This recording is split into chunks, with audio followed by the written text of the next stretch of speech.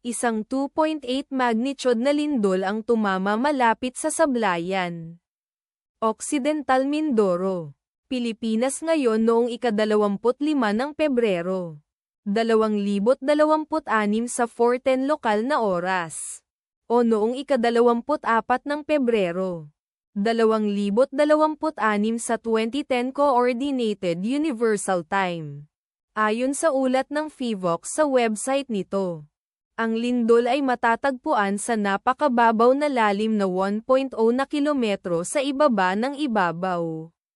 Sa mga coordinate latitude 13.1 at longitude 121.03, ang eksaktong magnitude, epicenter at lalim ng lindol ay maaaring baguhin sa loob ng susunod na ilang oras o minuto habang sinusuri ng mga seismologists ang data, at pinipino ang kanilang mga kalkulasyon, o habang inilalabas ng ibang mga ahensya ang kanilang ulat.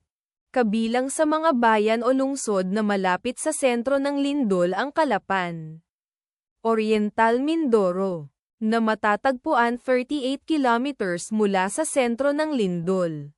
Sablayan, Occidental Mindoro, na nasa 39 kilometers ang layo. Nauhan, Oriental Mindoro, na nasa 39 kilometers ang layo.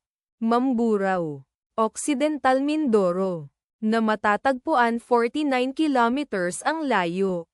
Ang inirerekomendang pagkilos ay maging mapagbantay para sa mga posibleng aftershocks na maaaring mangyari. Ipagdasal natin na ang lindol na ito ay hindi magkaroon ng malaking epekto sa ating mga kapatid doon. At wala ng lindol. Amen.